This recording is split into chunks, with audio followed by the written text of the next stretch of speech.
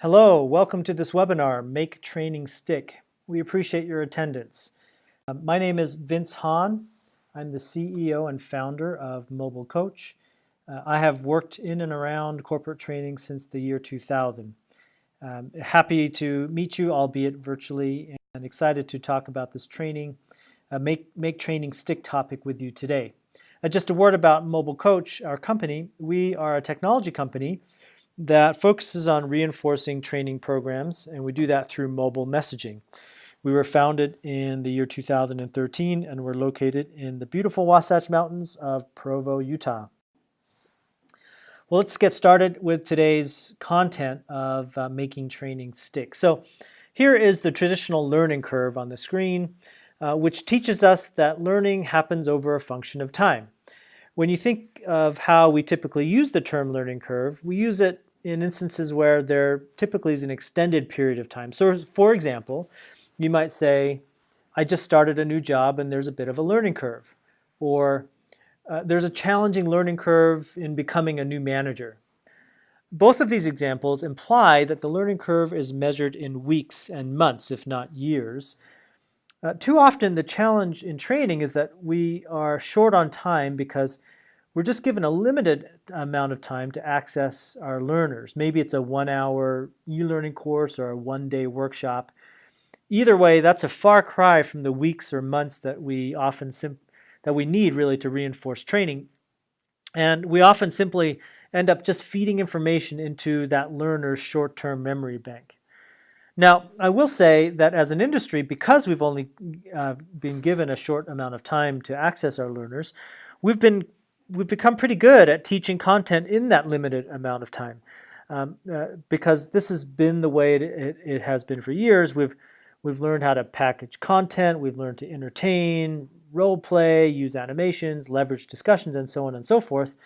And so it's pretty common for learners to give us high marks in their assessments about the training after they experience it. But that doesn't change the fact that learning that sticks simply does require time.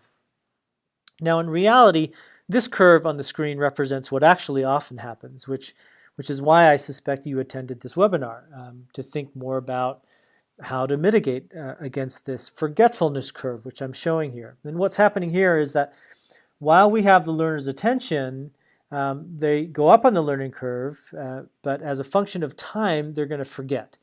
Now, it may not actually be as drastic as represented on this curve, but the point is that since we only have our learners for a short period of time, they're going to inevitably forget that information. And there are neuroscience-based studies that try to measure just how fast we forget stuff, but we've all experienced this enough with ourselves and with the people that we train that is why we need a plan and strategy to address it. So I want you to think about what courses or programs that you have that you are thinking about in particular where this forgetfulness curve is particularly a challenge. So think of a course or a program in mind and keep that in your mind as we go through today's content, because that will really help personalize the message into something actionable for you.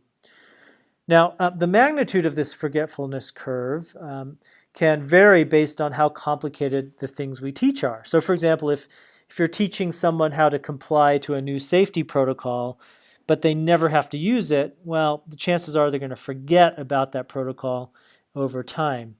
In contrast, if you're teaching a nurse how to use a new monitor installed in a patient's room and they have to use it on a daily basis, you actually may not experience the forgetting curve at all. So some of you might have thought of maybe soft skills training as a particular program where the forgetfulness curve is appropriate, or maybe where you're really thinking retention needs to be an emphasis. Certainly we've seen this to be the case. We support a lot of soft skills programs, and soft skills require time to make stick. So in fact, if I replace the y-axis label here on the screen from learning to behavior, this curve becomes all the more convincing. So we can teach a new behavior, such as how to have an effective one-on-one meeting with a direct report, for an example. We can model and practice this behavior in a classroom setting with some pretty good effect. But if the learner doesn't practice the skill over time in their own environment, with feedback given and iterations, it will almost certainly be lost. So ideally, the learning curve looks like this, where we want to help someone learn and then they sustain that learning over time. In reality, a really effective learning program has a learning curve that looks like this, where learners engage with boosters and reminders and iterations as soon as they start to dip and forget something. And so over time, these learning activities help build up this retention and sustainability in terms of their knowledge and their skills base. And so this, in fact, is the work that that we do at Mobile Coach to really focus on helping your program follow this type of learning curve. So I want to walk you through how we think about training reinforcement as a design. There are three main steps in our model that we follow that I want to share with you, and we'll go over these in detail. The first is define the scope of the training reinforcement strategy. The second is to design what that's going to look like. What are the actual activities that that learners will participate in? And then finally, let's measure the results to prove that the reinforcement is really happening. So let's take a look at all three of these.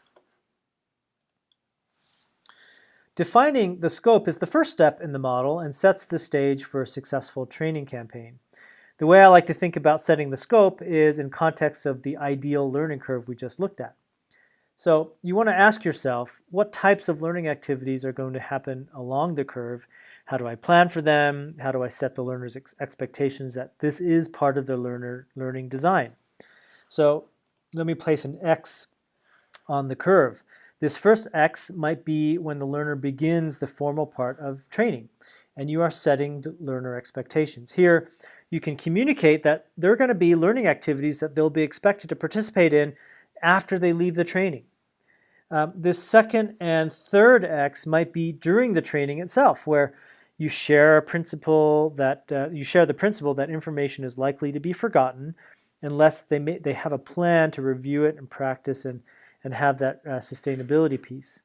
And then this fourth X might represent one of the activities that are designed after the participant has left the formal training environment. Now, of course, this model can work even in blended microlearning training programs that have formal learning events spread out over time. Oops, went a little bit too fast there. How are you going to measure success? What data points do you have to measure whether you are accomplishing stickiness?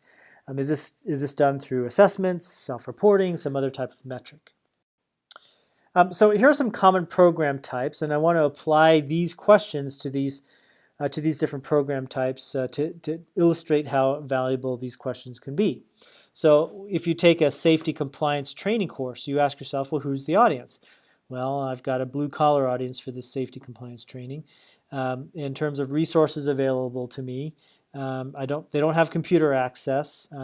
They do have a manager, a frontline supervisor that we could probably tap into. But our reinforcement goal, or the success metric we're really going to focus on, is if this training works out well and if we can really reinforce the training, we expect to see a lower incident rate of safety issues. So that's an example of my scope.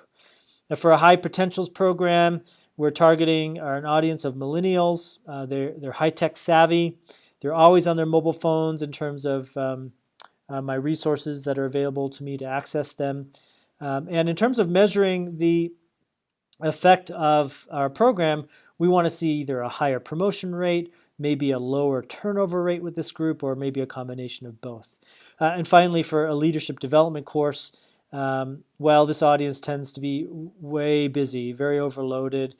Maybe there's a tendency for high turnover because it's a very busy and burnt out group. In terms of resources available to us, we're going to rely heavily on their teams and peers. And in terms of measuring the success, we hope to see better 360 assessment results after this program has been completed. So hopefully this gives you an idea of at least framing scope of reinforcement based on the nature of the program. And even though this might seem overly simple, it's an important exercise to go through because this will actually help you articulate and socialize your reinforcement plan with peers, with managers, with executives to get them on board on what you're hoping to accomplish.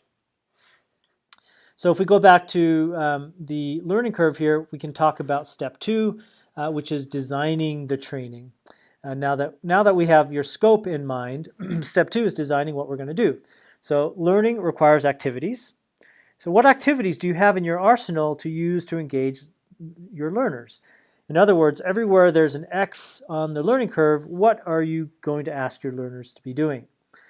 Where will they be? Are they going to be in a classroom, in front of a computer, in a one-on-one situation? What tools and content is going to be available to you? So here's a list of activities that we have seen our clients using in no particular order, and I thought maybe this could be helpful to generate some ideas for yourself. But follow-up articles and videos, quizzes and assessments, peer groups that meet regularly to refresh content, hold each other accountable, getting the manager involved. This is a really effective one if this is possible. And get the manager involved in terms of understanding what training their people have gone through, and then have them reinforce the content and provide feedback in the actual workplace. Follow-up webinars can be effective. Gamification can be a great way to tap into the competitive juices of learners with scorecards that reward people for doing activities and challenges. Providing teaching opportunities for learners. It's a great way to reinforce learning. Mobile messaging, text messaging, using tools like ours, Mobile Coach, that's another great effective strategy. And there might be others. Would be great if you've got others that I've missed. If there's big ones that I've missed, please email me so I can add to my list here as we help other companies as they create their training reinforcement designs. So when you have an idea of the scope and then you've taken stock of the inventory of activities that are available to you, now you can design your program and you can decide, okay, out of our inventory of activities, which activities are possible for our audience group, how are we going to deliver these activities. It should go without saying, but this plan, this overall reinforcement plan should be part of the actual overall design of the program. You don't want to have your reinforcement plan be an after. So some of you might have thought of maybe soft skills training as a particular program that where the forgetfulness curve is appropriate, or maybe where you're really thinking retention needs to be an emphasis. Certainly we've seen this to be the case. We support a lot of soft skills programs, and soft skills require time to make stick. So in fact, if I replace the y-axis label here on the screen from learning to behavior, this curve becomes all the more convincing. So we can teach a new behavior, such as how to have an effective one-on-one meeting with a direct report, for an example. We can model and practice this behavior in a classroom setting with some pretty good effect. But if the learner doesn't practice this skill over time in their own environment, with feedback given and iterations, it will almost certainly be lost.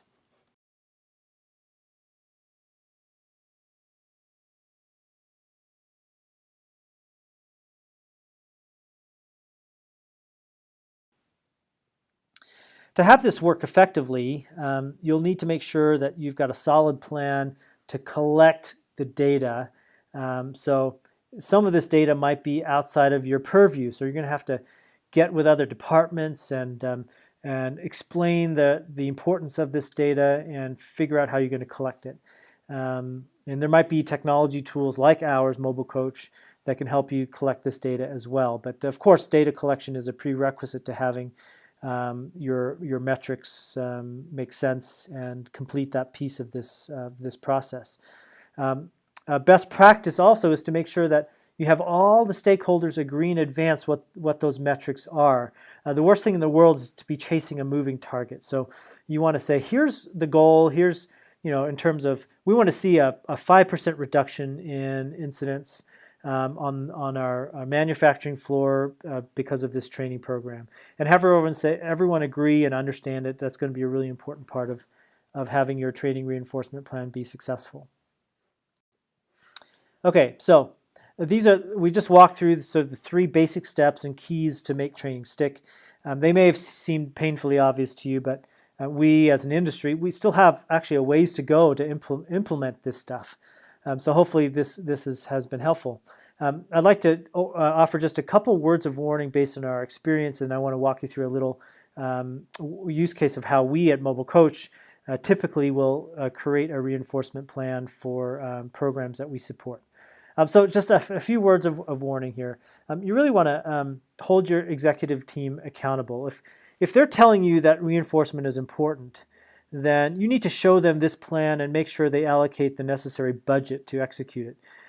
This is not going to happen magically on its own, so this is something that you'll have to proactively say, well, if we as an executive team and learning development team want to see this, results of X, Y, and Z, here's the plan and here's the budget, and so you're going to need folks to be really accountable to put their money where their mouth is, so to speak.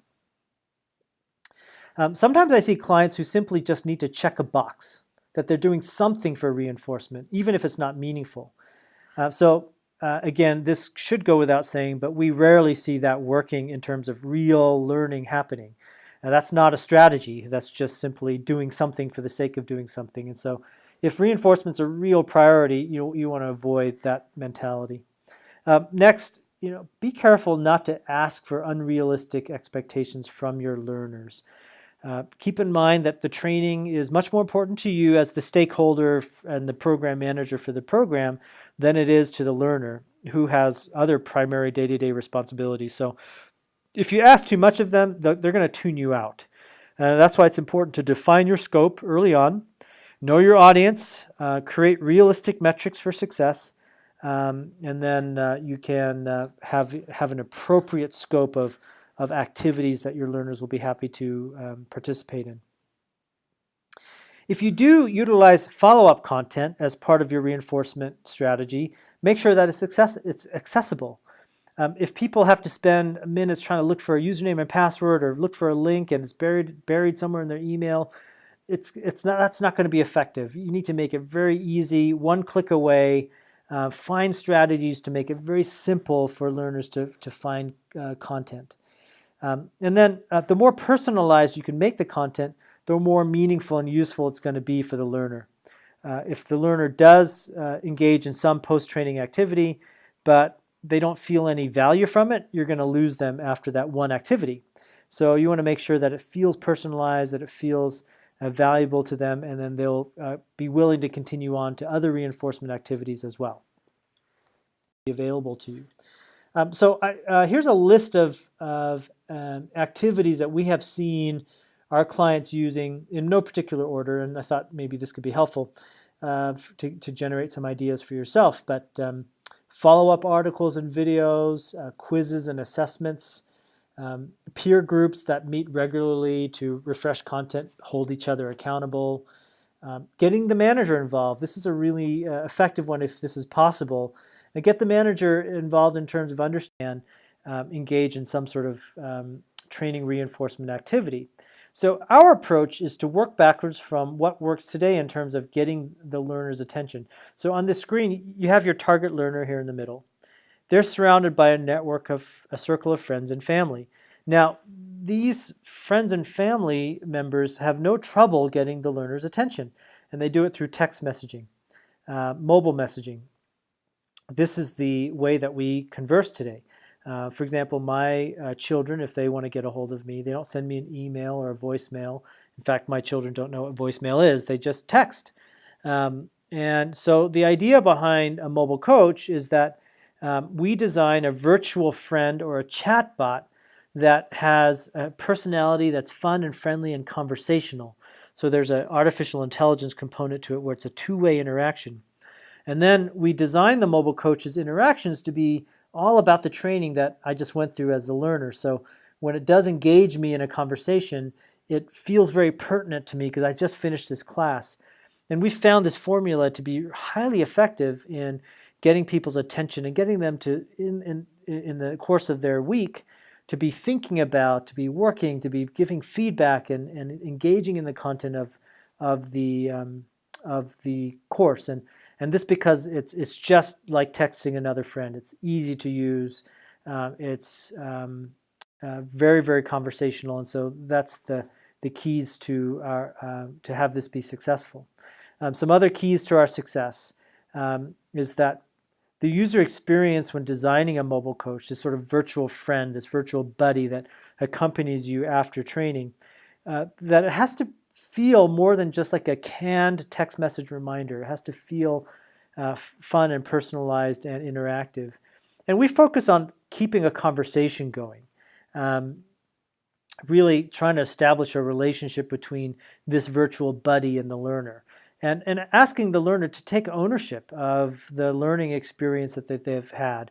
And another best practice for us is that we customize every mobile coach to match your exact culture and your audience type. So we'll name your mobile coach with a customized name. With the pace of the coach will depend on the nature of the course that we're supporting. So whether it's a message every day or a message once a week, that can vary based on the nature of the course and the goals that we're trying to accomplish. And we try to make it very personalized and interactive, so it just feels like I'm exchanging messages with a digital assistant, for the lack of a better term, that's helping me after the course is over. Let me walk you through a use case to hopefully make this a little bit more concrete. So let's say that we host a high potential new leader workshop that's a 3-day retreat. So before the retreat, imagining introducing them to a virtual friend or a chatbot called Coach Alex. So they would take out their phones and they would start exchanging text messages with Coach Alex. Then after the workshop, Coach Alex will engage these leaders for about 3 months, about 90 days. That's what we find to be a good amount of time to keep people's attention. And the primary goal being, let's reinforce the skills that we taught them during this 3-day retreat. Let's hold them accountable to the action plans that they made during the retreat so they just don't drop it. We want to make sure that the good intentions that are made during the retreat are actually kept and not forgotten and dropped.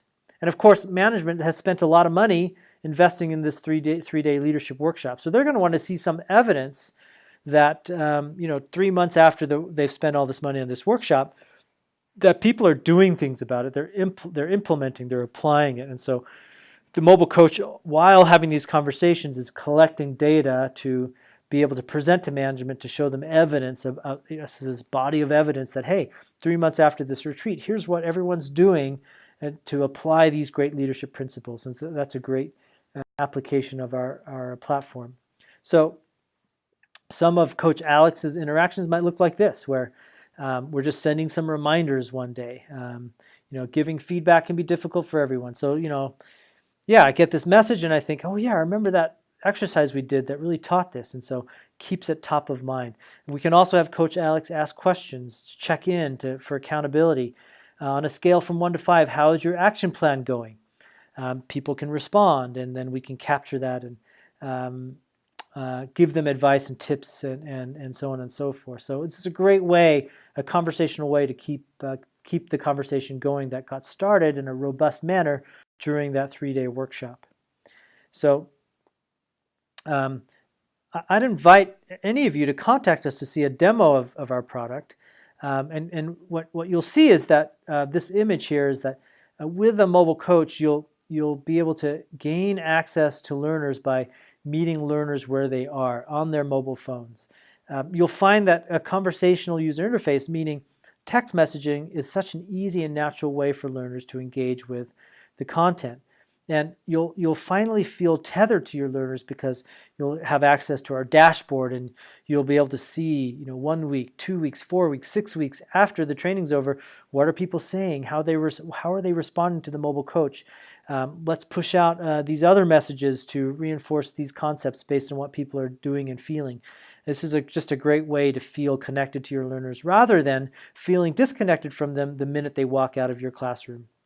And finally, you'll see how you can receive this great and valuable data and reporting to prove this ROI argument about, hey, this training is really effective because we've got this evidence that people are actually implementing and applying this training in their work.